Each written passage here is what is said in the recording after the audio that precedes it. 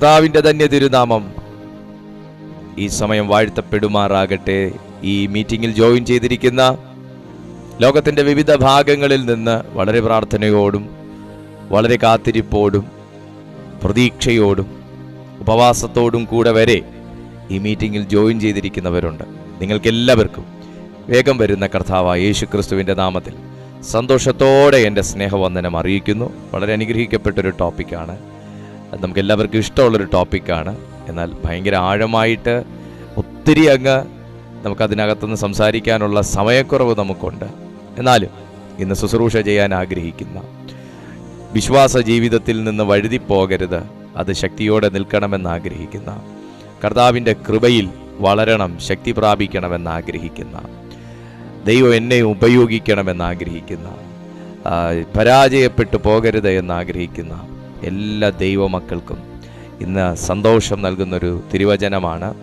എന്നാൽ അത് നമ്മൾ വചനത്തിനകത്ത് നിന്ന് നമ്മൾ വളരെ ആഴമായി സംസാരിക്കും. നമ്മൾ എന്തെങ്കിലുമൊക്കെ പറഞ്ഞ് ഒരു ഫയർ ലെവലിൽ മാത്രം അങ്ങനെ പോകുന്ന ഒരു മീറ്റിംഗ് അല്ല.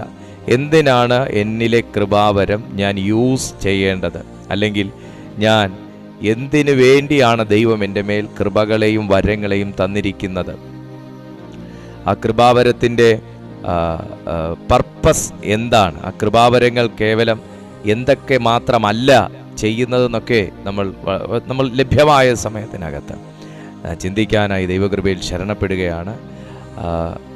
പതിവ് പോലെ ഞാൻ പറയുന്നു, ആദ്യമായിട്ട് ആരെങ്കിലും ഞങ്ങളുടെ ഈ ചാനൽ കാണുന്നുണ്ടെങ്കിൽ നിങ്ങൾ ഈ ചാനൽ ഒന്ന് സബ്സ്ക്രൈബ് ചെയ്യുക. എല്ലാ ദിവസവും രാവിലെയും വൈകുന്നേരവും ദൈവത്തിൻ്റെ കൃപയാൽ ഈ ചാനലിൽ ദൈവത്തിൻ്റെ മാറ്റമില്ലാത്ത തിരുവെഴുത്തിനെ നാം പഠിക്കുന്നു. ആ തിരുവെഴുത്തിനെ നാം ഇതിനകത്ത് ശുശ്രൂഷിക്കുന്നു. അനേക രോഗികൾക്ക് സൗഖ്യമായും, മനസ്സ് തകർന്നവർക്ക് ആശ്വാസമായും, പൈശാചിക ബന്ധനത്തിൽ കിടക്കുന്നവർക്ക് വിടുതലുകളായിട്ടെല്ലാം ഈ നാളുകളിൽ ഇതിനകത്തുള്ള സന്ദേശങ്ങൾ പരിശുദ്ധാത്മാവ് ഉപയോഗിച്ചുകൊണ്ടിരിക്കുന്നു. ദൈവത്തിൻ്റെ വലിയ കൃപ, ദൈവത്തിൻ്റെ വലിയ സാന്നിധ്യം, താങ്ക് യു ജീസസ്, ഇതിനകത്ത് വ്യാപരിക്കുന്ന ആ അളവ് ഒത്തിരി പേരിലേക്ക് പരിശുദ്ധാത്മാവ് പകർന്നുകൊണ്ടിരിക്കുന്നു. വളരെ പ്രതീക്ഷയോടെയാണ് ഓരോ വ്യക്തികളും ഇതിനകത്തേക്ക് പ്രവേശിച്ചിരിക്കുന്നത്. അതുകൊണ്ട് ഇന്നാദ്യമായി ഞങ്ങളെ കാണുന്ന നിങ്ങൾക്കും പ്രതീക്ഷയ്ക്ക് വകയുണ്ട്. ഫോളോ ചെയ്യുക, ഈ ചാനലിലെ ഓരോ സന്ദേശങ്ങളും നിങ്ങൾ ഫോളോ ചെയ്യുക. ഒപ്പം കൂടെ ചേർന്ന് പ്രാർത്ഥിക്കുകയും ആ ദൈവ സാന്നിധ്യം സ്വീകരിക്കുകയൊക്കെ ചെയ്യുക. നിങ്ങളുടെ ജീവിതത്തിന് ഒരു വലിയ അനുഗ്രഹമായി മാറും എന്ന് ഞാൻ നിങ്ങൾക്ക് ഉറപ്പു തരുന്നു. കർത്താവ് നിങ്ങളെ അനുഗ്രഹിക്കട്ടെ. ദൈവം നമ്മളെല്ലാവരെയും സഹായിക്കും.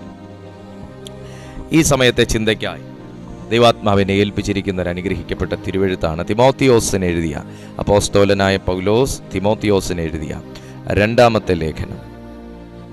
ശുശ്രൂഷയ്ക്കുള്ള നിർദ്ദേശങ്ങളാണ്. ഞാൻ ഒരു കാര്യം എനിക്കറിയാം, ഇതിനകത്ത് നമ്മുടെ ഈ ചാനൽ വാച്ച് ചെയ്യുന്ന ഒരു 95% ജനങ്ങളും ശുശ്രൂഷയ്ക്ക് വേണ്ടി ആഗ്രഹിക്കുകയും, ചിലരൊക്കെയും ശുശ്രൂഷയിൽ നിൽക്കുകയും, ആത്മീയ ശുശ്രൂഷയിൽ നിൽക്കുകയും അതിൽ വളരാൻ ആഗ്രഹിക്കുകയൊക്കെ ചെയ്യുന്ന ദൈവമക്കളാണ്. കർത്താവ് എനിക്ക് തന്നിരിക്കുന്ന കൃപകളിൽ ഒന്ന് അങ്ങനെയുള്ളവരെ ആ നിയോഗത്തിലേക്ക് നടത്തുകയും അവരെ പ്രചോദിപ്പിക്കുകയും കൂടെ ചെയ്യുക എന്ന ഒരു കൃപയും കൂടെ ദൈവം എനിക്ക് തന്നിട്ടുണ്ട്.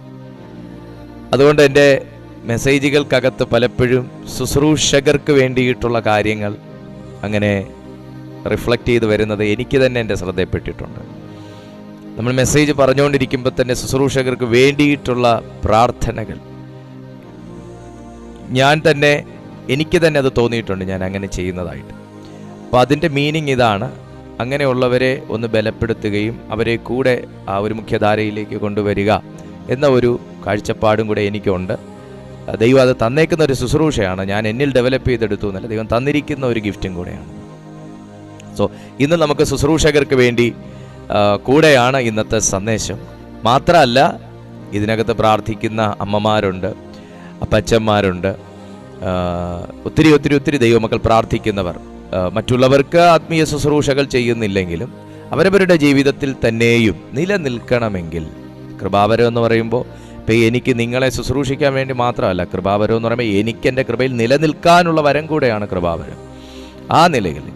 ആ നിലകളിൽ കൂടെ നാം കൃപാവരത്തെ പഠിച്ചെങ്കിൽ മാത്രമാണ് നമുക്ക് ദൈവത്തിൻ്റെ ആ ജ്ഞാനത്തിനൊത്തവണ്ണം നമുക്ക് മുമ്പോട്ട് കൊണ്ടുപോകാൻ, ഈ ആത്മീയ ജീവിതം മുൻപോട്ട് കൊണ്ടുപോകാനായിട്ട് കഴിയുകയുള്ളൂ. അതുകൊണ്ട് നിങ്ങൾ വളരെ പ്രാർത്ഥനയോടും പ്രതീക്ഷയോടും കൂടെ ആയിരിക്കുക. ദൈവത്തിൻ്റെ വലിയ ഫേവർ ഇന്ന് രാത്രി നമ്മുടെ മധ്യത്തിലുണ്ടെന്ന് ഞാൻ തിരിച്ചറിയുന്നു. ഒത്തിരി ദൈവമക്കൾ ഈ സമയം നമ്മളെ വാച്ച് ചെയ്യുന്നുണ്ട്. മറ്റുള്ളവർക്കും കൂടെ കഴിയുമെങ്കിൽ നിങ്ങൾ ഈ ലിങ്കുകൾ ഫോർവേഡ് ചെയ്ത് കൊടുക്കുക. മറ്റുള്ളവർക്കും കൂടെ ഈ സന്ദേശം ഫോർവേഡ് ചെയ്യുക. അത് അവരുടെയും ആത്മീയ ജീവിതത്തിൽ ഒരു വലിയ പ്രചോദനവും പ്രേരണയും ഒക്കെ കൊണ്ടുവരുമെന്ന് ഞാൻ അറിയുന്നു. ദൈവം നിങ്ങളെ സഹായിക്കട്ടെ. പരിശുദ്ധാത്മാവ് നിങ്ങളെ ബലപ്പെടുത്തട്ടെ. അപ്പോസ്തലനായ പൗലോസ് ലേഖ തിമോത്തിയോസിന് എഴുതിയ 2-ാമത്തെ ലേഖനം, അതിൻ്റെ 1-ാമത്തെ അധ്യായം 6 മുതൽ ഞാൻ താഴേക്ക് വായിക്കുകയാണ്. അതുകൊണ്ട് എൻ്റെ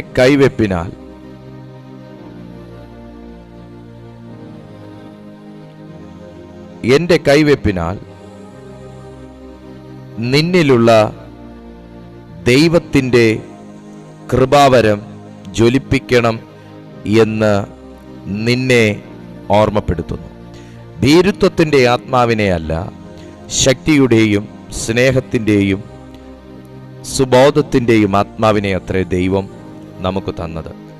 അതുകൊണ്ട് നമ്മുടെ കർത്താവിൻ്റെ സാക്ഷ്യത്തെയും അവൻ്റെ ബദ്ധനായ എന്നെയും കുറിച്ച് ലജ്ജിക്കാതെ സുവിശേഷത്തിനായി ദൈവശക്തിക്കൊത്തവണ്ണം നീയും എന്നോടുകൂടെ കഷ്ടം സഹിക്കുക.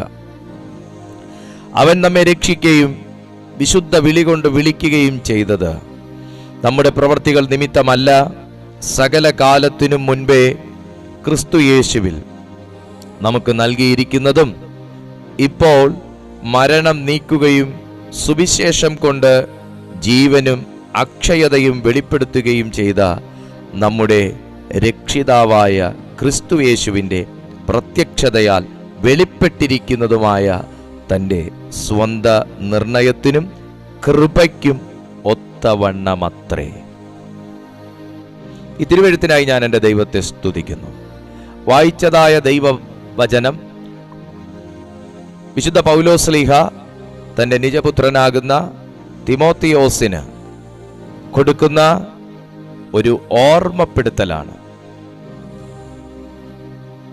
ക്രിസ്തീയ ജീവിതത്തിൽ നിലനിൽപ്പ് എന്ന വാക്ക് ഒരു ഓർമ്മപ്പെടുത്തലായി ഇന്നും നാം കാണുന്നു. എന്തിനാണ് നാം എല്ലാ ദിവസവും ഈ മീറ്റിംഗ് ക്രമീകരിച്ചിരിക്കുന്നത്? എന്തിനാണ് നാം എല്ലാ ദിവസവും പ്രാർത്ഥിക്കുന്നത്? എന്തിനാണ് നാം എല്ലാ ദിവസവും ദൈവവചനം വായിക്കുന്നത്? എന്തിനാണ് നാം എല്ലാ ദിവസവും കർത്താവേ എന്ന് നാം വിളിക്കുന്നത്? ഇതെല്ലാം ഒരു ഓർമ്മപ്പെടുത്തലാണ്. ദൈവവചനത്തിൽ നിന്ന് വായിച്ചതായ പല ഭാഗങ്ങളും ജീവിത പ്രാരാബ്ധങ്ങളും ബുദ്ധിമുട്ടുകളും കൊണ്ട് നാം പലപ്പോഴും മറന്നു പോകുമ്പോൾ ഏതെങ്കിലും ദൈവദാസന്മാർ എവിടെയെങ്കിലും എടുത്തു വായിക്കുന്നതോ പ്രസംഗത്തിനിടയിൽ അവർ ഉദാഹരണത്തിനായി എടുക്കുന്നതോ ആകുന്ന ചില വാക്കുകളും വാക്യങ്ങളും വചനങ്ങളുമെല്ലാം നമ്മുടെ ജീവിതത്തിൽ പലപ്പോഴും ഓർമ്മപ്പെടുത്തലുകളായി വന്നിട്ടുള്ളത് കൊണ്ടാണ് ദൈവം എന്നെയും തിരഞ്ഞെടുത്തിട്ടുണ്ടെന്നും ദൈവം എന്നെയും സ്നേഹിക്കുന്നുണ്ടെന്നും ദൈവം എന്നെയും കാണുന്നുണ്ടെന്നും എൻ്റെ ഈ കഷ്ടത്തിനകത്ത് പിടിച്ചു നിൽക്കാൻ ദൈവം എനിക്ക് തന്ന ഒരു വചനവും ഓർമ്മപ്പെടുത്തലുമാണ് ഇത് എന്നുമൊക്കെ നമുക്ക് പലപ്പോഴും തോന്നിയിട്ടുള്ളത്. നമ്മളൊക്കെ പലപ്പോഴും ഓർമ്മയോടെ നടന്നവരല്ല, ദൈവം നൽകിയ ഓർമ്മപ്പെടുത്തലുകളിൽ നിലനിൽക്കുന്നവരാണ്. ഈ സന്ദേശം ഇന്ന് യാദർശികമായോ അല്ലാതെയോ നിങ്ങൾ കേൾക്കുന്നുണ്ടെങ്കിൽ മറന്നുപോയത് എന്തൊക്കെയോ കർത്താവ് നിങ്ങളെ ഓർമ്മപ്പെടുത്താനായിട്ടാണ് ഈ പ്ലാറ്റ്ഫോമിലേക്ക് കൊണ്ടുവന്നിരിക്കുന്നത്. വിട്ട് കളഞ്ഞതെന്തോ, കൈവിട്ട് പോയതെന്തോ ദൈവം വീണ്ടും നിങ്ങളിലേക്ക് മടക്കി തരാൻ വേണ്ടിയിട്ടാണ് ഈ പ്ലാറ്റ്ഫോമിലേക്ക് കൊണ്ടുവന്നിരിക്കുന്നത്. ശുശ്രൂഷകനായി തിമോത്തിയോസ് നിൽക്കുമ്പോൾ തന്നെ അവനൊരു ശുശ്രൂഷകനല്ലേ?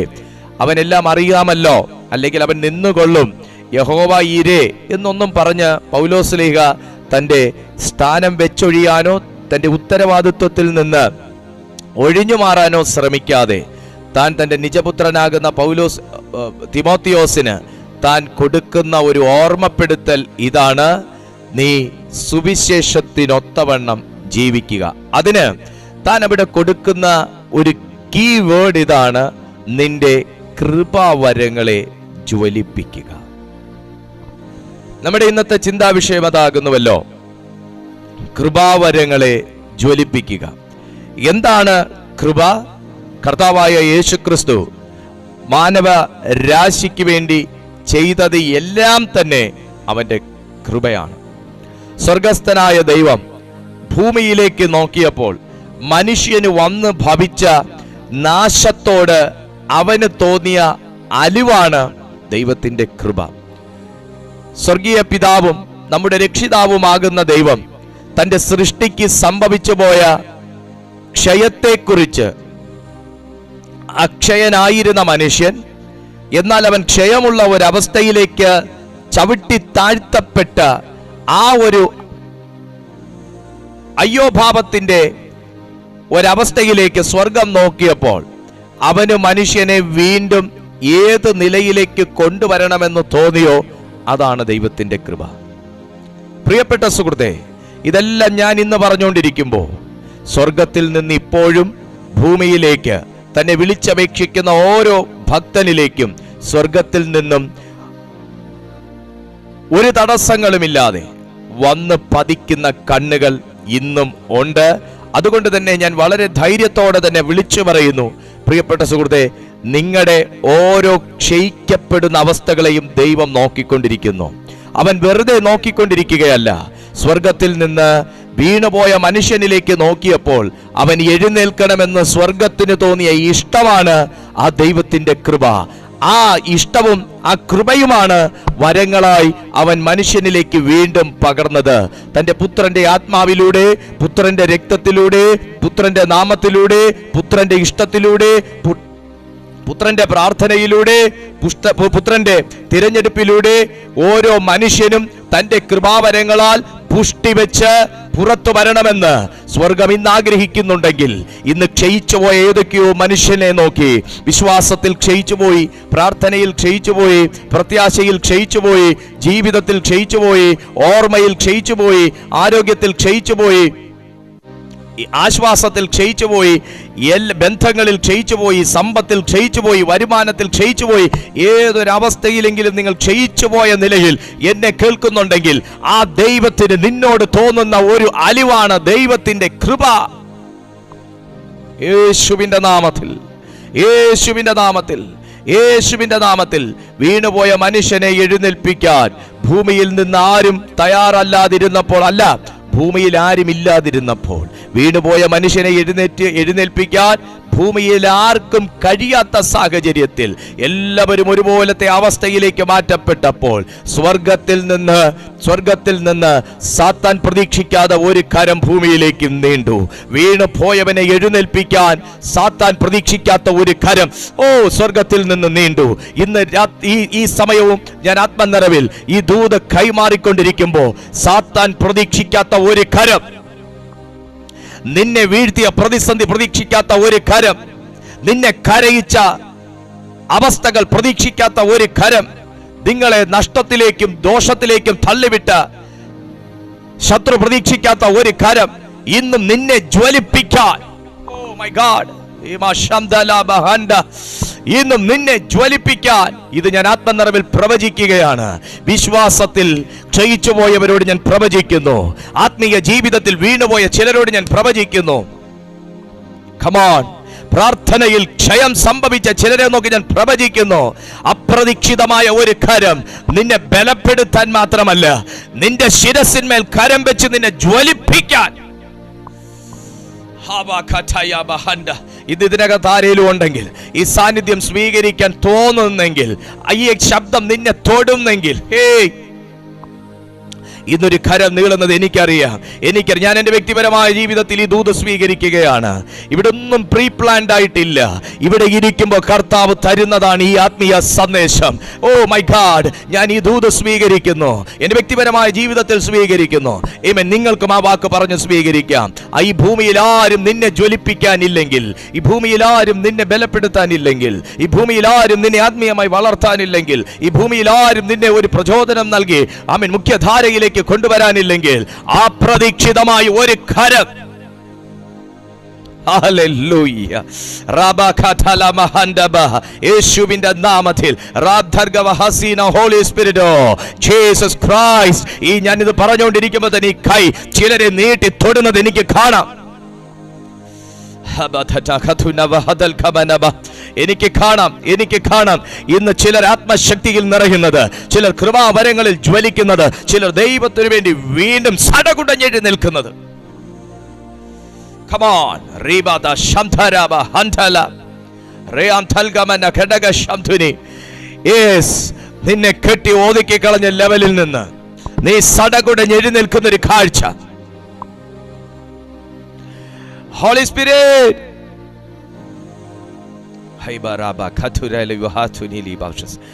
തീ പോലെ ഈ ശബ്ദം ചിലരുടെ മേൽ വീണോണ്ടിരിക്കുക. തീ പോലെ ഈ ശബ്ദം ചിലരുടെ മേൽ വീണോണ്ടിരിക്കുക. തീ പോലെ.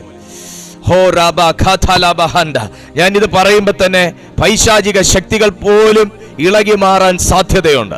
പൈശാചിക ശക്തികൾ പോലും ഇന്ന് ഇരിപ്പാൻ കഴിയാതവണ്ണം ഇളകി മാറാൻ സാധ്യതയുണ്ട്. ഇത് വിട്ടുകൊടുക്കുന്നവരുടെ ജീവിതത്തിൽ സംഭവിക്കും കേട്ടോ. ഇത് വിട്ടുകൊടുക്കുന്നവരുടെ ജീവിതത്തിൽ സംഭവിക്കും. ഇത് വിട്ടുകൊടുക്കുന്നവരുടെ ജീവിതത്തിൽ സംഭവിക്കും.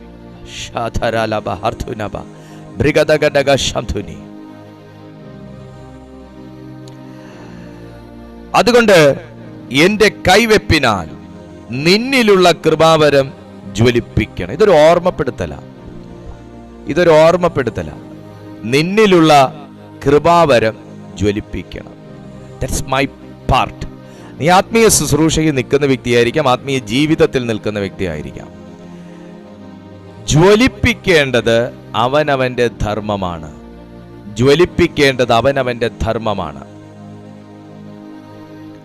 പകർന്നിരിക്കുന്നതിനെ കുറിച്ച് ബോധമില്ലാത്ത ഒരു വ്യക്തിക്ക് ജ്വലിപ്പിക്കുന്നതിനെ കുറിച്ച് ഓർമ്മ കാണണമെന്നില്ല. ഇവിടെ ജ്വലിപ്പിക്കുക എന്ന് പറയുമ്പോൾ അതിനെ ഗ്രീക്ക് വേർഡിൽ അനാസോപുരേൻ എന്നാണ് രേഖപ്പെടുത്തിയിരിക്കുന്നത്. അനാസോപുരേൻ എന്ന ഗ്രീക്ക് പദത്തിന് അഗ്നി ജ്വലിപ്പിക്കുക, വീണ്ടും ജ്വലിപ്പിക്കുക എന്നാണ് അതിന്റെ മലയാള വിവർത്തനം. അഗ്നി ജ്വലിപ്പിക്കുക എന്നതാണ് അനാസോപുരേൻ എന്ന വാക്കിന്റെ അർത്ഥമെങ്കിൽ എന്നിൽ ദൈവം ഇട്ടിരിക്കുന്നത് ഒരു അഗ്നിയല്ലേ. തീ നമ്മൾ നിങ്ങളുടെ വീട്ടിലൊക്കെ നിങ്ങൾ സ്ത്രീകൾ തീ കത്തിക്കാറുണ്ട്, പുരുഷന്മാർ ചിലർ കത്തിക്കാറുണ്ട്, ചിലർ കത്തിക്കുന്നത് കാണാറുണ്ട്. ആദ്യം അരി തിളയ്ക്കാൻ വേണ്ടി വെച്ച ഒരു കഷ്ണം വിറകയിലായിരിക്കുമോ ആ ചോറ് വെക്കുന്നതും കൂട്ടാൻ വെക്കുന്നതെല്ലാം? അല്ല. ഇന്ന് പിന്നെ അടുപ്പ് ഇച്ചിരി കുറവാണ് ഉപയോഗിക്കുന്നത്. എന്നാലും ഇന്നും പുതിയ വീട് വെക്കുന്നവർ ഒരു ഭാഗത്തേക്ക് മാറി അമ്മമാർക്കും മുത്തശ്ശിമാർക്കൊക്കെ അടുപ്പേ കൈ കിണങ്ങത്തുള്ളൂ എന്നുള്ളതുകൊണ്ട് അവർ അടുപ്പും കൂടെ അവർ കൂട്ടാറുണ്ട്. അതുകൊണ്ട് ഏറെക്കുറെ വീടുകളിൽ അടുപ്പ് കാണാനുള്ള സാധ്യതയുണ്ട്. അപ്പൊ എന്താ ചെയ്യുക? ആദ്യം കത്തിച്ച തീയിൽ എല്ലാം ആയിക്കോണോ പറഞ്ഞ് നിങ്ങൾ കൽപ്പിക്കുവോ? ഇല്ല. ചോറായി കഴിഞ്ഞാൽ ഉടനെ അടുത്ത ചിലപ്പം കറി വെക്കാനുള്ള വിറക്, തീ പിടിക്കാനുള്ള വിറക് അതിനകത്തില്ലെങ്കിൽ നമ്മൾ എന്തോ ചെയ്യും? അമ്മമാര് വീണ്ടും രണ്ടാമതും ഒരു വിറക് കത്തത്തക്ക നിലയിൽ കയറ്റി വെച്ചു കൊടുക്കും. അങ്ങനെ വെച്ച് ആ തീയെ ജ്വലിപ്പിക്കും. ഞാൻ രാവിലെ ഇട്ടതാ, വൈകുന്നേരം വരെ കത്തിക്കോണോന്ന് പറഞ്ഞാൽ നടക്കൂല. Praise to Jesus. കുഞ്ഞെ, ഈ വിറക് കത്തി ഇങ്ങറ്റ അങ്ങ് തീരുന്നത് പോലെ തന്നെയാണ് നമ്മൾ ജ്വലിപ്പിക്കുന്ന തീയും. വീണ്ടും ഇന്ധനം ഇട്ട് കൊടുക്കണമെന്നാണ് ആ വാക്കിന്റെ അർത്ഥം. എന്ന് പറഞ്ഞാൽ അഗ്നി ജ്വലിപ്പിക്കുക. നമ്മൾ പൗലോസ്ലീഗ അത് ചെയ്യുന്ന നമ്മൾ കണ്ടതാണ്. വീണ്ടും കുറെ വിറക് പെറുക്കി പൗലോസ് മെലീറ്റെ ചെന്നപ്പോ വീണ്ടും കുറെ വിറക് പെറുക്കി തീ കായാൻ വേണ്ടി കൂട്ടാൻ വേണ്ടി വിറക് പെറുക്കി ഇട്ട ഒരു ചരിത്രം നമുക്ക് എല്ലാവർക്കും അറിയാം. എന്നതുപോലെ തീ കൂടണമെങ്കിൽ, അഗ്നി ജ്വലിക്കണമെന്നുണ്ടെങ്കിൽ വീണ്ടും നീ ഇന്ധനം ഇട്ട് കൊടുക്കണം. ഹല്ലേലൂയ. എനിക്ക് വേണ്ടി അവർ ഇന്ധനം ഇടുന്നുണ്ട്, എനിക്ക് വേണ്ടി അവരുപവസിച്ച് ഇന്ധനം ഇടുന്നുണ്ട് എന്നൊന്നും പറഞ്ഞിട്ട് കാര്യമില്ല. നിനക്ക് ജ്വലിക്കണമെങ്കിൽ നീ കത്തിക്കണം. നിനക്ക് കത്തിക്കാനുള്ള ഇന്ധനമാണ് വിശുദ്ധ ബൈബിളിൽ പരിശുദ്ധാത്മാവ് നമുക്ക് തന്നിരിക്കുന്നത്. യേശുവിൻ്റെ നാമത്തിൽ ഈ തന്നിരിക്കുന്നത് ആർ മുഖേനയാണെന്നാണ് നമ്മൾ വായിച്ച് നിർത്തിയത്. എന്താ അത്? കർത്താവായ യേശു ക്രിസ്തുവിൻ്റെ കൃപയ്ക്ക് ഒത്തവണ്ണമത്രേ. കർത്താവായ യേശു ക്രിസ്തുവിൻ്റെ കൃപയ്ക്ക് ഒത്തവണ്ണമത്രേ. ദൈവം തന്നിരിക്കുന്ന കൃപകൾ ജ്വലിപ്പിക്കണമെന്ന് ദൈവത്തിന്റെ ആത്മാവ് ആഗ്രഹിക്കുമ്പോൾ എന്തിനൊക്കെ വേണ്ടിയാണ് ഈ കൃപകൾ ജ്വലിപ്പിക്കുന്നത്? ഞാൻ എന്തോ ആണെന്ന് കാണിക്കാനാണോ? അല്ല. ഞാൻ ഭയങ്കര വിസിദ്ധനാണെന്ന് പറയാനാണോ? അല്ല. പ്രധാനമായും കൃപാവരം ജ്വലിപ്പിക്കണമെന്ന് പൗലോസ് പറഞ്ഞിട്ട്, താഴെ നീ ഭൂതങ്ങളെ പുറത്താക്കണം, രോഗികളെ സൗഖ്യമാക്കണം, നീ കുറെ പേർക്ക് നീ നോട്ടീസ് അടിച്ച് വിതരണം ചെയ്ത് എനിക്ക് ഇന്ന ശുശ്രൂഷ കർത്താവ് തന്നിട്ടുണ്ടെന്ന് പറഞ്ഞ് നീ സഭയ്ക്കൊക്കെ താളെ കയറ്റണം. ഇങ്ങനൊന്നും അല്ല പൗലോസ് സ്വന്തം മകനോട്, അല്ലെങ്കിൽ തൻ്റെ ശുശ്രൂഷയാൽ പുറത്തു വന്ന തൻ്റെ ശിഷ്യനോട് ആവശ്യപ്പെട്ടത് വേറൊരു കാര്യമാണ് ആവശ്യപ്പെട്ടത്. എന്നാന്നറിയാമോ? നമ്മളിതൊക്കെ പറയും, രോഗി സൗഖ്യമാവോ, ഭൂതം പുറത്തു പോകുവോ, കടഭാരം തീരുമോ, കൊച്ചിന്റെ കല്യാണം നടക്കുവോ? ഇതൊന്നും അല്ല പൗലോസ് അവിടെ ആവശ്യപ്പെട്ടത്. നീ ശുശ്രൂഷകനായി ഇരിക്കുമ്പോൾ തന്നെ നിന്റെ മേൽ കൃപയുണ്ട്, വരമുണ്ട്, ആയുഷ്കാലം അത് വെച്ച് കഴിച്ചോണോന്നല്ല, നീ ജ്വലിപ്പിക്കണം. Four what? എന്തിനു വേണ്ടിയിട്ടാണ് ജ്വലിപ്പിക്കണം എന്ന് ഓർമ്മപ്പെടുത്തുന്നത്? ഇവര് രണ്ടിടത്തിരുന്നാണ് ഇവർ ലേഖനം എഴുതുന്നത്. ഒരാൾ എഫെസോസിൽ ഇരുന്ന ഈ ലേഖനം എഴുതുന്നത്.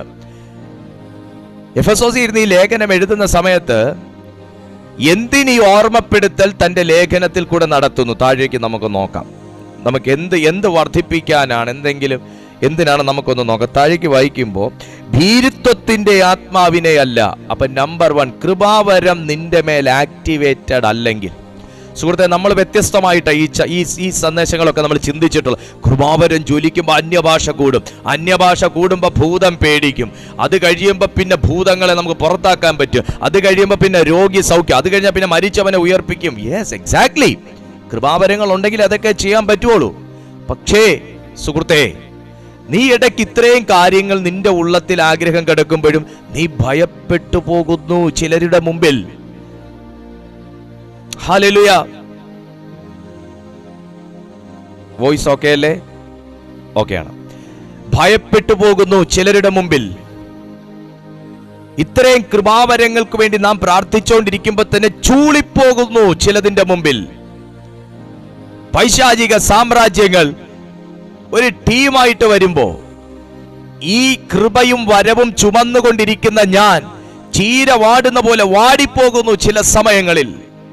മാനസികമായി ഞാൻ തളരുന്നു, ശാരീരികമായി തളരുന്നു, ആത്മീയമായി ഞാൻ ശോഷിക്കുന്നു.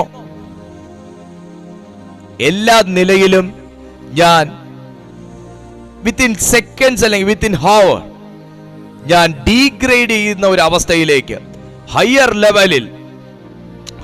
ലെവലിൽ നിന്ന ഞാൻ പെട്ടെന്ന് ശത്രു ഒരുമിച്ച് അങ്ങ് പരാജയപ്പെടുത്താൻ തീരുമാനിച്ചപ്പോ, ഈ ഒരുവൻ പോയി 7 കൊണ്ടുവന്നു എന്ന് പറഞ്ഞതുപോലെ ലൂക്കോസിന്റെ സുവിശേഷത്തിൽ, ഒരുത്തൻ പോയി 7 തന്നെക്കാൾ ശക്തിയേറിയ വേറെ 7 കൊണ്ടുവന്നു.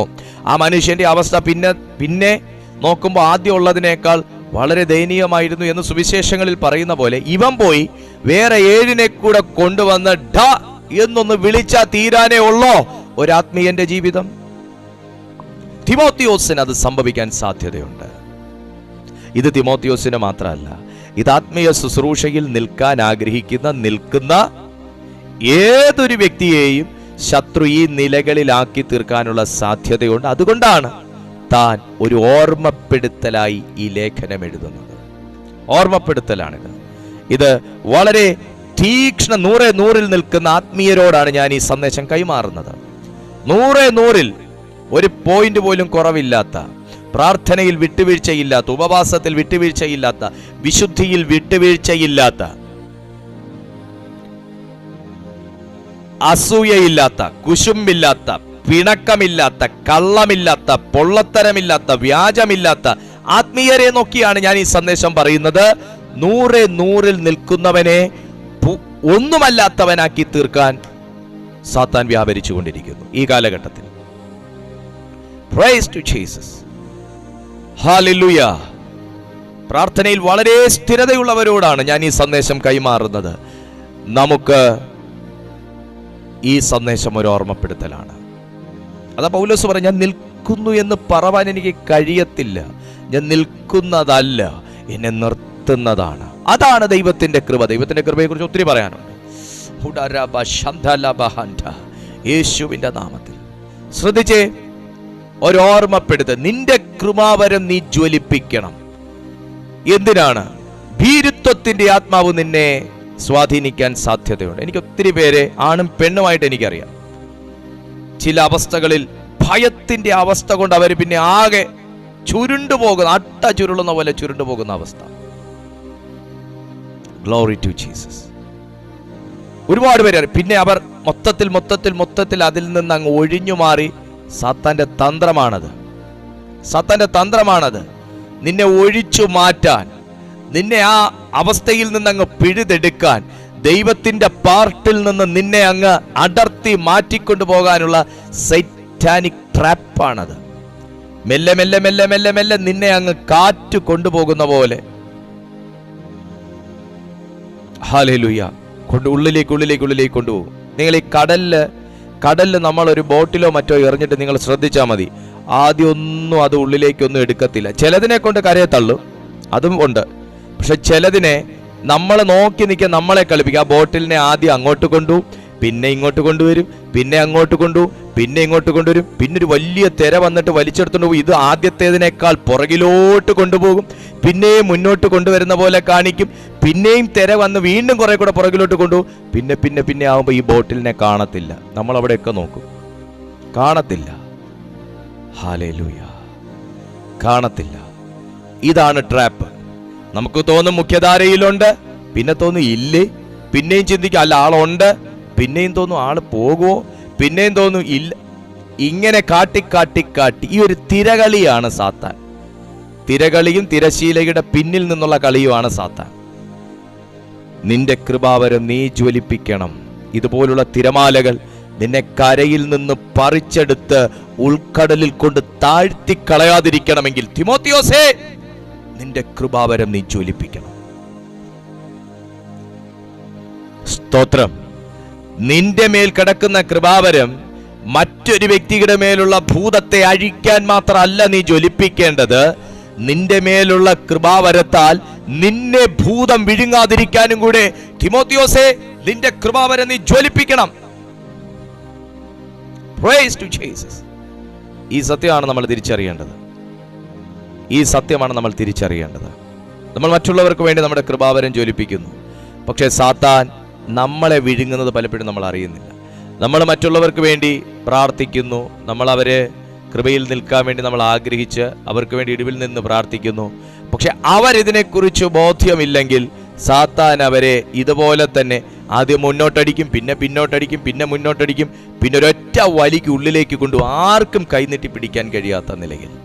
സഹോദര, അങ്ങനെ നീ ക്രിസ്തുവിൽ നിന്ന് അകന്നു പോയിക്കൊണ്ട് നിൽക്കുകയാണെങ്കിൽ ഇന്ന് ഈ സമയം പരിശുദ്ധാത്മാവ് നിങ്ങളോട് പറയുന്നു, നീട്ടിയ ഒരു കരം, അപ്രതീക്ഷിതമായി നീ പോലും അറിയാതെ നിന്നെ ഉൾക്കടലിലേക്ക്, ഉൾച്ചുഴിയിലേക്ക് നിന്നെ വലിച്ചു കൊണ്ടുപോകുമ്പോൾ, ഇനി ആരും സഹായത്തിനില്ലെന്ന് നിങ്ങൾ ചിന്തിച്ചിരിക്കുമ്പോൾ, അപ്രതീക്ഷിതമായി നിങ്ങളെ അടർത്തി മാറ്റിക്കൊണ്ടുപോയ ആ സാഹചര്യങ്ങൾക്കോ സാത്താനോ തിരിച്ചറിയാൻ കഴിയാത്ത നിലയിൽ, അവരെ അമ്പരപ്പിക്കുന്ന നിലയിൽ അപ്രതീക്ഷിതമായ ഒരു കരം നിന്നെ പിടിപ്പാൻ ഇന്ന് നീളുകയാണ്.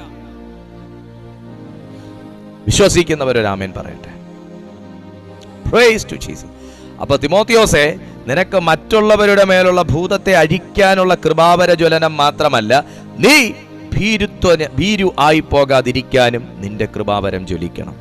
താഴേക്ക് വീണ്ടും പറയുകയാണ്, ഭീരുത്വത്തിന്റെ ആത്മാവിനെയല്ല, ശക്തിയുടെയും സ്നേഹത്തിന്റെയും സുബോധത്തിന്റെയും ആത്മാവിനെ അത്രേ ദൈവം നമുക്ക് തന്നത്. അടുത്ത കൃപ എന്താണെന്ന് ചോദിച്ചാൽ ഇതാണ് ദൈവത്തിന്റെ കൃപ, സുബോധത്തിന്റെ ആത്മാവിനെ തരാൻ. അവന് തോന്നിയതാണ് അവന്റെ കൃപ. ശക്തിയുടെ ആത്മാവിനെ തരാൻ അവന് തോന്നിയതാണ് അവന്റെ കൃപ. എന്റെ കടഭാരം തീർക്കാൻ ഇതുവരെ ദൈവത്തിന് കൃപ തോന്നിയില്ലേ എന്ന് ചോദിക്കാൻ വരട്ടെ. എന്റെ വീട് പണി ഇതുവരെ പൂർത്തിയായില്ല, അത് തീർത്തു തരാൻ അവന് കൃപ തോന്നിയില്ലേ എന്ന് ചോദിക്കാൻ വരട്ടെ. എന്റെ മക്കൾക്ക് ഇതുവരെ എല്ലാമായി, പക്ഷേ പുറത്തേക്ക് പോകാനുള്ള വാതിൽ തുറന്നില്ല, ദൈവത്തിന് ഇതുവരെ സമയമായില്ലേ എന്ന് ചോദിക്കാൻ വരട്ടെ. കുഞ്ഞിതുവരെ വെളിയിൽ ഇറങ്ങിയില്ല, അവക്കൊരു തക്ക തുണ ഇതുവരെ കൊണ്ടുവരാൻ ദൈവത്തിന് ഇതുവരെ എന്റെ പ്രാർത്ഥന കേൾക്കാൻ സമയമായില്ലേ എന്ന് ചോദിക്കാൻ വരട്ടെ. തിമോത്തിയോസേ, നീ നിന്റെ മേൽ ഇട്ടതിനെ കുറിച്ച് നീ ആദ്യം ചിന്തിക്കുക.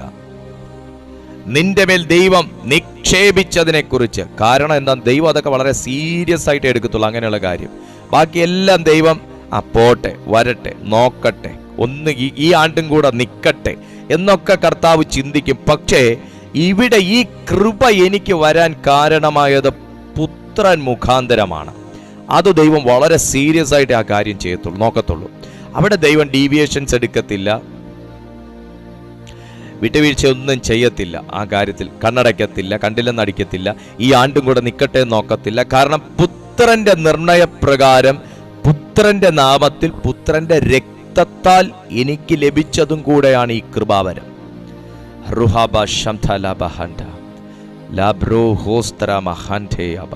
നിങ്ങൾ ബോധ്യവാന്മാരാകുന്നതിനായി ഞാൻ ദൈവത്തെ സ്തുതിക്കുന്നു. ഈ കൃപയാണ് ജ്വലിപ്പിക്കണമെന്ന് പൗലോസ് തിമോത്തിയോസിനോട് വളരെ ഓർമ്മപ്പെടുത്തലായിട്ടും കർക്കശമായിട്ടും ആവശ്യപ്പെടുന്നത്. ഭീരുത്വത്തിന്റെ ആത്മാവിനെ അല്ല, ശക്തിയുടെയും സ്നേഹത്തിന്റെയും സുബോധത്തിന്റെയും ആത്മാവിനെ അത്രേ ദൈവം നമുക്ക് തന്നത്. ദൈവം തന്നതിനെ കുറിച്ച് അവബോധമുള്ളവനും ദൈവം തന്നതിനെ മെയിൻറ്റെയിൻ ചെയ്യുന്ന ഒരു വ്യക്തിക്ക് മാത്രമാണ് കൃപാവരം ഒരു വ്യക്തിയിൽ ജ്വലിക്കണം എന്നുണ്ടെങ്കിൽ നാം ദൈവം തന്നത് എന്താണ് എന്ന് നാം അറിയേണ്ടത് വളരെ അത്യാവശ്യമാണ്. ഭീരുത്വത്തിന്റെ ആത്മാവിനെ അല്ല, ശക്തിയുടെ, സ്നേഹത്തിന്റെ, സുബോധത്തിന്റെ ആത്മാവിനെ ദൈവം തന്നു. ദൈവം എനിക്ക് തന്നതെന്ത് എന്നറിഞ്ഞാൽ മാത്രമാണ് പിന്നെ നാം ദൈവത്തോട് തരണം എന്ന് പറഞ്ഞ് ചോദിക്കുന്ന കാര്യങ്ങളെ അവിടുന്ന് പ്രൊവൈഡ് ചെയ്യത്തുള്ളൂ. ആമേൻ. അതൊരു വലിയ വെളിപ്പാടാണ്. എനിക്ക് കർത്താവ് തൻ്റെ കൃപയാൽ, സ്നേഹത്താൽ തന്നിട്ടുള്ളത് എന്താണ് എന്ന് ഞാൻ മനസ്സിലാക്കാത്ത പക്ഷം, എനിക്ക് ദൈവം തന്നിട്ടുള്ളത്, എന്നെ ദൈവം വിളിച്ചിട്ടുള്ളത്, എന്നെ ദൈവം ഏൽപ്പിച്ചിട്ടുള്ളത് എന്താണ് എന്നതിനെക്കുറിച്ച് എനിക്കൊരു ബോധ്യവും ഇല്ലാത്തിടത്തോളം കാലം ഞാൻ ആ കാര്യത്തിൽ ബോധവാനും ശ്രദ്ധാലുവുമായി തീരുന്നുവോ, ശേഷമേ ദൈവം എനിക്ക് തരണം എന്ന് ചോദിക്കുന്ന മറ്റ് കാര്യങ്ങളെ ദൈവം വേഗത്തിൽ റിലീസ് ചെയ്യുകയുള്ളൂ. ഇന്ന് തന്ന ആ ദൈവകൃപയെ, തന്ന കൃപാവരങ്ങളെ, തന്ന ശുശ്രൂഷയെ, തന്ന പ്ലാറ്റ്ഫോമുകളെ, തന്ന താലന്തുകളെ നമുക്ക് വിശ്വസ്തയോടുകൂടെ ജ്വലിപ്പിക്കാം. ശിഷ്യന്മാരെ, അമേൻ അമേൻ അമേൻ, തൻ്റെ വേലക്കാരെ ഏൽപ്പിച്ചിട്ട് പോയ യജമാനൻ തിരികെ വന്ന് ഫലം ചോദിച്ചപ്പോൾ ഒരുവൻ കുഴിച്ചിട്ടു, ഒരുവൻ വ്യാപാരം ചെയ്തു, ഒരുവൻ ഒന്നിനോടൊന്ന് നേടി, ഒരുവൻ അത് അങ്ങനെ തന്നെ ഒന്നും ചെയ്യാതെ വെച്ചിരുന്നു എന്ന് കണ്ടപ്പോൾ, ആമേൻ, യജമാനൻ തൻ്റെ ദാസനെ ശാസിച്ചതുപോലെ അങ്ങനെ ശാസിക്കേണ്ട ഒരിട വരാതെ വണ്ണം ദൈവം ഏൽപ്പിച്ച എന്താണോ അതിനകത്ത് വിശ്വസ്തയോടെ, അതിനകത്ത് പ്രാഗൽഭ്യത്തോടെ അതിനെ ജ്വലിപ്പിക്കുന്ന ദാസീദാസന്മാരായി ഇന്ന് നമുക്ക് മാറാം. അതിന് തക്കവണ്ണം ദൈവം നമുക്ക് കൃപ നൽകട്ടെ. താഴേക്ക് ഞാൻ വായിക്കുന്നു, നോക്കുക. അതുകൊണ്ട്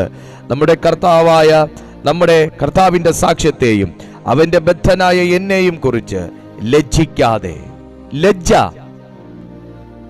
ഒരു വ്യക്തിയുടെ, ദൈവത്തെ വിളിക്കുന്ന ഒരു വ്യക്തിയുടെ ജീവിതത്തെ നോക്കി അവരുടെ ജീവിതം അനുഗ്രഹിക്കപ്പെടുന്നെങ്കിൽ നമുക്കും ആ ദൈവത്തെ വിളിക്കാമെന്നും, എന്നാൽ അവരുടെ ജീവിതം താഴേക്ക് പോകുന്നു, അവർ കഷ്ടത അനുഭവിക്കുന്നു, അവർ ബുദ്ധിമുട്ട് അനുഭവിക്കുന്നു, അവർ ഞെരുങ്ങുന്നു, അവരെ ഞെക്കുന്നു, അവർക്ക് പൈശാചിക പീഡകളുണ്ട്, അവർക്ക് രോഗമുണ്ട്, അവർ മർദ്ദിക്കപ്പെടുന്നു എന്നത് കണ്ട് ആ ദൈവം ജീവനില്ലാത്തവൻ, അതുകൊണ്ട് നമുക്ക് അതിലേക്ക് പോകണ്ട, അതിലേക്ക് പോയാൽ നമുക്കും പോരാട്ടങ്ങൾ ഉണ്ടാകും എന്ന് പറഞ്ഞ് തിമോത്തിയോസേ, നീ പിന്മാറിപ്പോകരുതെങ്കിൽ, അവർ വിളിക്കുന്ന ദൈവത്തിന് ശക്തിയുണ്ടെങ്കിൽ പിന്നെ എന്തുകൊണ്ട് അവരെ ഈ അവസ്ഥയിൽ നിന്ന് ജയിപ്പിക്കുന്നില്ല, അവരെ എഴുന്നേൽപ്പിക്കുന്നില്ല എന്ന മുൻവിധി ഒരു വ്യക്തിയുടെ ഹൃദയത്തിൽ സാത്താൻ കൊണ്ട് വിതയ്ക്കാൻ സാധ്യതയുണ്ട് എന്നറിഞ്ഞത് കൊണ്ടാണ് തിമോത്തിയോസിന് പൗലോസ് ഓർമ്മപ്പെടുത്തൽ നൽകുന്നത്, നീ എന്റെ അവസ്ഥ നോക്കി ലജ്ജിക്കാതെ,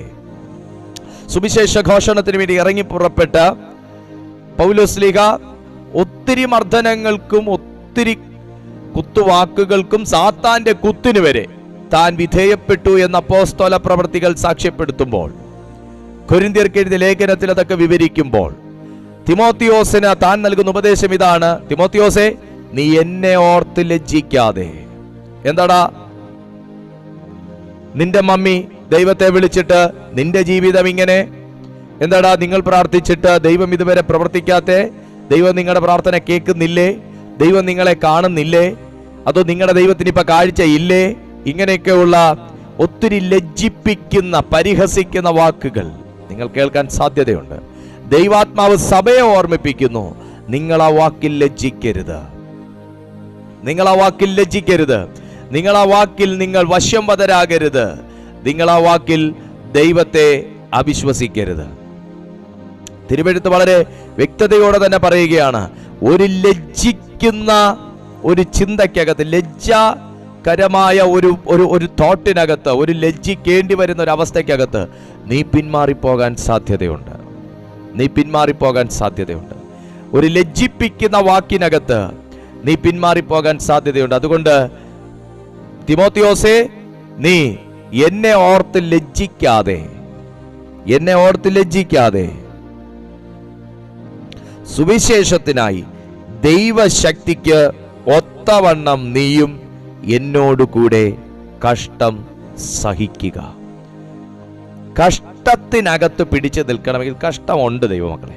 ക്രിസ്തീയ ജീവിതത്തിനകത്ത് നമുക്ക് പലവിധമായ ഇതുണ്ട്. ഇതൊന്നും അങ്ങനെ ആരും പ്രസംഗിക്കുമെന്ന് ചോദിച്ചാൽ എനിക്കറിയത്തില്ല. കാരണം കഷ്ടമുണ്ടെന്ന് പറയുന്ന ആർക്കും ഇഷ്ടമല്ല. പക്ഷേ ഇഷ്ടമല്ലാത്തവരുടെ ജീവിതത്തിൽ ഈ കഷ്ടമുണ്ടെന്ന് നിങ്ങൾ മനസ്സിലാക്കണം. ഇത് പ്രസംഗിക്കുന്നതോ ഇത് പഠിപ്പിക്കുന്നതോ ഇത് പറയുന്നതോ ഒരുപക്ഷെ കുറവായിരിക്കാം ആൾക്കാർ. എല്ലാം ഭയങ്കര പ്രോസ്പെരിറ്റിയും വലിയ വലിയ കാര്യങ്ങളെക്കുറിച്ചും നമ്മൾ വലുത് ചിന്തിക്കണം എന്നതിനെക്കുറിച്ചും ഒക്കെ മാത്രം പഠിപ്പിക്കുകയും ഇതിനെ അങ്ങ് ബോധപൂർവം ഒഴിവാക്കുകയും ഒക്കെ ചെയ്യുന്നുണ്ടായിരിക്കാം. എന്ന് പറയുന്നവരുടെ ജീവിതത്തിലും ഈ തിരുവെഴുത്ത് പറയുന്ന കഷ്ടം വിട്ടുമാറാതെ നിൽക്കുകയാണ്. സുവിശേഷത്തിനൊത്തവണ്ണം നിൽക്കുന്നവരുടെ ജീവിതത്തിൽ അതിനൊത്തവണ്ണമുള്ള പോരാട്ടങ്ങളുണ്ട്. ഈ അതിനൊത്തവണ്ണമുള്ള പോരാട്ടങ്ങൾ ഉള്ളത് കൊണ്ടാണ് അത്രത്തോളം പവർഫുൾ ആയിട്ടുള്ള കൃപാവരങ്ങളും ദൈവാത്മാവ് നൽകിയിട്ടുള്ളത്. ഞാൻ ഏറ്റവും കൂടുതൽ അനുഗ്രഹത്തെക്കുറിച്ച് മാത്രം പ്രസംഗിച്ചാൽ തിരുവെഴുത്തിൽ ദൈവാത്മാവ് തന്നെ ചൂണ്ടിക്കാണിക്കുന്ന കഷ്ടത്തെ ദൈവം മാറ്റിവെക്കുന്നില്ല. കഷ്ടങ്ങളാണ്, പലതരത്തിലുള്ള പരിശോധനകളാണ്, പലതരത്തിലുള്ള വെല്ലുവിളികളാണ്, പലതരത്തിലുള്ള യുദ്ധങ്ങളാണ് പ്രസംഗിക്കുന്ന എന്നെയും കാണുകയും കേൾക്കുകയും ചെയ്യുന്ന നിങ്ങളെയും ഇത്രടം വരെ എത്തിച്ചത്. ഇതൊന്നും ഇല്ലാത്തതല്ല നമ്മുടെ ഒന്നും വളർച്ച. ഇതൊന്നും ഒഴിവാക്കിക്കൊണ്ടുള്ളതുമല്ല ഒരു ക്രിസ്ത്യാനിയുടെ വളർച്ച. കർത്താവായ യേശു ക്രിസ്തു ഇത്രത്തോളം വീര്യം ഉള്ള വ്യക്തിത്വമായി ഒരു തീർന്നത് തൻ്റെ ലൈഫിന് നേരെ ആഞ്ഞടിച്ച പോരാട്ടങ്ങളായിരുന്നു. അതിനൊത്തവണ്ണം താൻ പ്രാർത്ഥിക്കാൻ പഠിച്ചു, അതിനൊത്തവണ്ണം താൻ മുട്ടുമേലിരിക്കാൻ പഠിച്ചു, അതിനൊത്തവണ്ണം താൻ ഉപവസിക്കാൻ പഠിച്ചു, അതിനൊത്തവണ്ണം താൻ വെളിപ്പാട് പ്രാപിച്ചു, അതിനൊത്തവണ്ണം താൻ ശക്തനായി തീർന്നു. കർത്താവായ യേശു ക്രിസ്തുവിനെയും പിൻഗമിക്കാൻ ശത്രുക്കൾ ഇല്ലായിരുന്നെങ്കിലോ തന്റെ പ്രാർത്ഥനാ ജീവിതത്തിൽ ഒരുപക്ഷെ ഒരു നേരത്തെ പ്രാർത്ഥന കുറഞ്ഞെന്ന് വരാം. എന്നാൽ പരീക്ഷകൾക്കകത്ത് തനിക്ക് പിടിച്ചു നിൽക്കണമെങ്കിൽ ഇടവിടാതെ പ്രാർത്ഥിപ്പീൻ എന്ന് യേശു പഠിച്ചതിന്റെ കാരണം സ്വർഗത്തിൽ നിന്ന് ചുരുള് കൊണ്ടുവന്നിട്ടല്ല, ആത്മാവിന്റെ ആഴങ്ങളിൽ താൻ ഇറങ്ങിയപ്പോൾ ദൈവം വെളിപ്പെടുത്തിയതാ. നിങ്ങളും പരീക്ഷയിൽ അകപ്പെടാതിരിപ്പാൻ ഉണർന്നിരുന്ന് പ്രാർത്ഥിപ്പീൻ. അത് യേശു പറഞ്ഞത് സ്വർഗത്തിൽ നിന്ന് ചുരുള് കൊണ്ടുവന്നിട്ടല്ല, ആത്മാവിൽ ദൈവം വെളിപ്പെടുത്തി കൊടുത്തിട്ട. പരീക്ഷയ്ക്കകത്ത് അകപ്പെടുന്നുണ്ടോ? പരീക്ഷണങ്ങളിൽ പിടിച്ചു നിൽക്കാൻ കഴിയാത്ത സാഹചര്യമാണോ? മുന്നിൽ നിൽക്കുന്നതെല്ലാം നിങ്ങളെ പിടിച്ചു തിന്നുന്ന ഒരവസ്ഥയിലാണോ? നിങ്ങൾ മധുരമെന്ന് വിചാരിക്കുന്നതും കൂടെ കയ്പായി മാറുന്ന ഒരു ശാപത്തിന്റെ അവസ്ഥയിലാണോ? പരീക്ഷയിൽ അകപ്പെടാതിരിപ്പാൻ ഉണർന്നിരുന്ന് പ്രാർത്ഥിപ്പാൻ പരിശുദ്ധാത്മാവ് പറയുന്നു. അതും ഒരു കൃപാവരമാണ് സഹോദര സഹോദരി. ഉണർന്നിരുന്ന് പ്രാർത്ഥിക്കുക, കൂട്ടായ്മ ആചരിക്കുക, ദൈവശക്തി ഏറ്റെടുക്കുക. അതും ഒരു കൃപാവരമാണ് സഹോദര സഹോദരി. Glory to Jesus. നമ്മൾ ഉദ്ദേശിക്കുന്ന കൃപാവരവും മറ്റുമൊക്കെ സ്റ്റേജിൽ തിളങ്ങുന്നതും ഭയങ്കര രീതിയിൽ പ്രസംഗിക്കുന്നതും എല്ലാവരും കാണുമ്പോൾ എഴുന്നേറ്റ് നിൽക്കുന്നതും ഒക്കെയാണ്. ആണ്, അല്ലെന്നൊന്നും ഞാൻ പറയുന്നില്ല. എൻ്റെ ഈ വാക്കുകൾക്കകത്ത് അങ്ങനെയൊന്നും അല്ല എന്നർത്ഥമില്ല. അതിനും അപ്പുറമായി വരങ്ങളെക്കുറിച്ച് തിരുവെഴുത്ത് രേഖപ്പെടുത്തുമ്പോൾ ആ യാഥാർത്ഥ്യങ്ങളുടെ നേരെ എങ്ങനെ ഒരു ആത്മാവിന്റെ കണ്ണടഞ്ഞിരിക്കാനായിട്ട് സാധിക്കും? അതാണ് തുറക്കപ്പെടേണ്ടത്. അതല്ലേ തുറക്കപ്പെടേണ്ടത്? അതാണ് തുറക്കപ്പെടേണ്ടത്. അതിനും അപ്പുറമായ ഒരു ആത്മതലമുണ്ട് സഹോദര സഹോദരി. കൃപാവരങ്ങൾ എന്ന് പറയുമ്പോൾ നിന്നെ കാണുമ്പോൾ ആൾക്കാർ എഴുന്നേറ്റ് നിൽക്കുന്ന മാത്രമല്ല, നിന്നെ കാണുമ്പോ സാത്ത മുട്ട് മടക്കുന്ന. യേശുവിന്റെ മേൽ കിടന്ന കൃപാവരം എന്തായിരുന്നു? എല്ലാ കൃപാവരവും യേശുവിനുണ്ടായിരുന്നു. എന്നാൽ ഗദരദേശത്തെത്തിയപ്പോ സാത്താൻ എന്താ ചെയ്തേ? വന്ന് നേരെ ചെയർ പിടിച്ച് ഇങ്ങോട്ട് മുന്നോട്ടിട്ട് റിക്ലൈനിങ് ചെയറിലിരുന്ന് സാത്താൻ അങ്ങോട്ടും ഇങ്ങോട്ടും ഇങ്ങനെ കറങ്ങുമായിരുന്നോ ചെയ്തേ? അല്ല. കൃപാവര പൂർണ്ണനാകുന്ന യേശു ക്രിസ്തു മുന്നിൽ വന്ന് നിന്നില്ല. യേശു വരുന്നത് കണ്ടപ്പോ സാത്താൻ ചെന്ന് മുട്ട് മടക്കി. ജീസസ്. പോരാട്ടത്തിന്റെ സ്ഥലത്ത് നീ എഴുന്നേറ്റ് നിൽക്കുമ്പോ നിനക്ക് നേരെ വെല്ലുവിളിക്കുന്ന ശക്തികൾ നിനക്ക് മുമ്പിൽ മുട്ടോ മടക്കുന്നില്ലെങ്കിൽ അവിടെയാണ് കൃപാവരം ജ്വലിക്കപ്പെടേണ്ടത്. അവിടെയാണ് കൃപാവരം ജ്വലിക്കപ്പെടേണ്ടത്. നീ രാവും പകലുമില്ലാതെ കണ്ണുനീരോടുകൂടെ പ്രാർത്ഥിക്കുന്ന ഭവനത്തിനകത്ത് ഇപ്പോഴും നിനക്ക് സ്വസ്ഥതയില്ലെങ്കിൽ, നിന്റെ പ്രാർത്ഥനയുടെ മുമ്പിൽ ശത്രു ഇതുവരെ മുട്ടോ മടക്കിയില്ലെങ്കിൽ, അവിടെയാണ് നിന്റെ കൃപാവരം ജ്വലിക്കേണ്ടത്.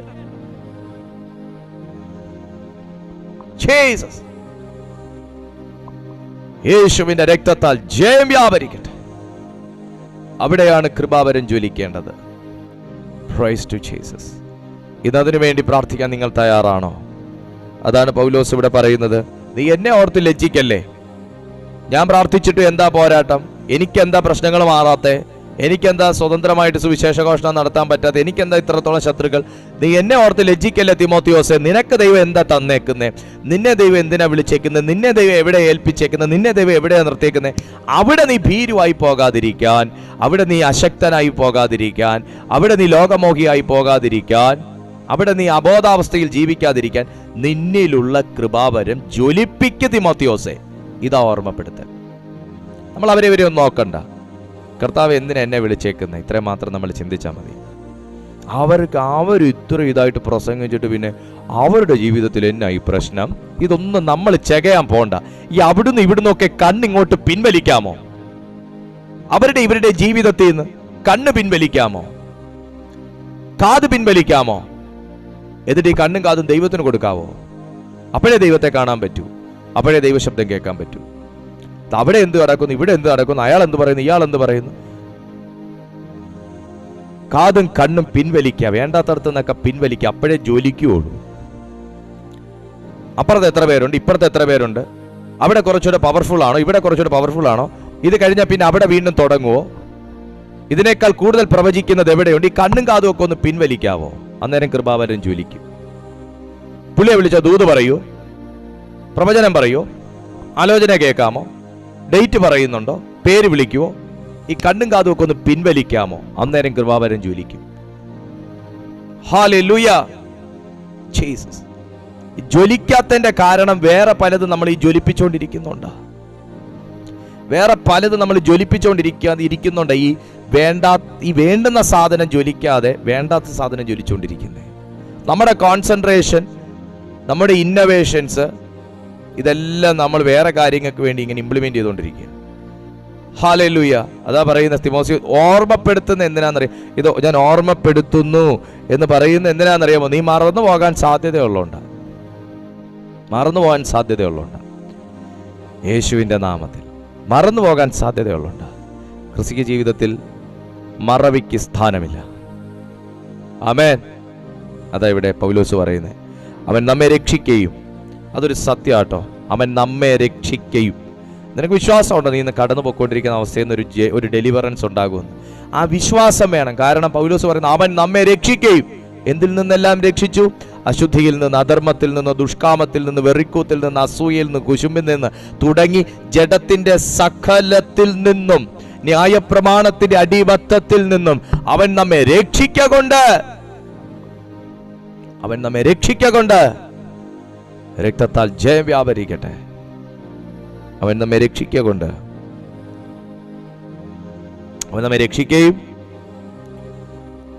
വിശുദ്ധ വിളി കൊണ്ട് വിളിക്കുകയും ചെയ്തത് നമ്മുടെ പ്രവൃത്തികൾ നിമിത്തമല്ല, സകല കാലത്തിനും മുമ്പേ ക്രിസ്തുയേശുവിൽ നമുക്ക് നൽകിയിരിക്കുന്നതും ഇപ്പോൾ മരണം നീക്കുകയും സുവിശേഷം കൊണ്ട് ജീവനും അക്ഷയതയും വെളിപ്പെടുത്തുകയും ചെയ്ത നമ്മുടെ കർത്താവായ ക്രിസ്തുയേശുവിൻ്റെ പ്രത്യക്ഷതയാൽ വെളിപ്പെട്ടിരിക്കുന്നതുമായ തൻ്റെ സ്വന്തം നിർണയത്തിനും കൃപയ്ക്കും ഒത്തവണ്ണമത്രേ.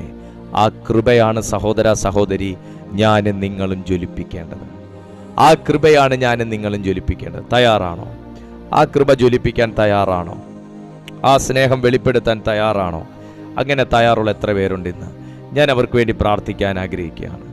അങ്ങനെ ജ്വലിപ്പിക്കാൻ തയ്യാറാണ്. എനിക്കും ആ കൃപാവരം ജ്വലിക്കണം പാസ്റ്റർ, എനിക്കും ആ ദൈവകൃപ വർദ്ധിക്കണം പാസ്റ്റർ, എനിക്കും ആ നിലയിൽ എനിക്കൊന്ന് ഉയരണമെന്ന് ആഗ്രഹിക്കുന്ന എത്ര ദൈവമക്കളുണ്ട്? അവർക്ക് വേണ്ടി ഞാൻ പ്രാർത്ഥിക്കാൻ ആഗ്രഹിക്കും. എല്ലാവരും ഇപ്പോൾ ഈ സമയം എന്നെ ഈ സൂമിൽ കാണുന്നവരും എല്ലാം ഒരു നിമിഷം ഒന്ന് പ്രാർത്ഥിച്ച്, എല്ലാ ദൈവമക്കളും ഒന്ന് പ്രാർത്ഥിച്ച്.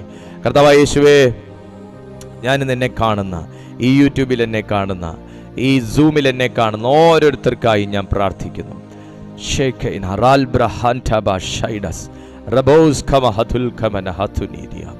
എല്ലാവർക്കായി ഞാൻ പ്രാർത്ഥിക്കുന്നു. യേശുവേ, ഇപ്പോൾ കൃപാവരം ജ്വലിക്കണമെന്ന് ആഗ്രഹിക്കുന്ന ഓരോ വ്യക്തികളുടെ മേലും ഈ സമയം ആ ദൈവ സാന്നിധ്യം തീ പോലെ അതവരുടെ മേൽ പിടിക്കട്ടെ. അവരുടെ എല്ലാ പ്രാർത്ഥനാ ജീവിതത്തെയും കെട്ടിവെച്ചിരിക്കുന്നത് ഇപ്പോൾ അഴിഞ്ഞു മാറട്ടെ. എല്ലാ രോഗബന്ധനങ്ങളും അഴിഞ്ഞു മാറട്ടെ. എല്ലാ തിന്മയുടെ അരൂപികളും യേശുവിന്റെ നാമത്തിൽ എരിഞ്ഞു മാറട്ടെ.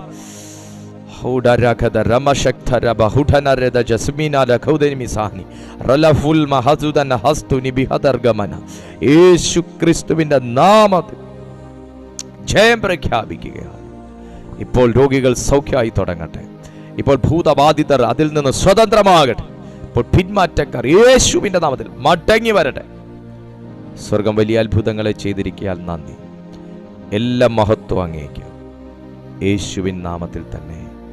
ആമേൻ. ഒരാമേൻ പറയാൻ പറ്റുമോ? ആമേൻ. കർത്താവ് വലിയ കാര്യം നിങ്ങളുടെ ജീവിതത്തിൽ ചെയ്തിട്ടുണ്ട്. എല്ലാ ദിവസവും രാവിലെ 6:30 മണിക്കും വൈകുന്നേരം 6:30 മണിക്കും ഞങ്ങളുടെ ഈ മീറ്റിംഗ് നടക്കുന്നുണ്ട്. നിങ്ങൾക്കും ഇതിൽ പങ്കെടുക്കാം. അതിന് ഈ ചാനലൊന്ന് സബ്സ്ക്രൈബ് ചെയ്താൽ മതി.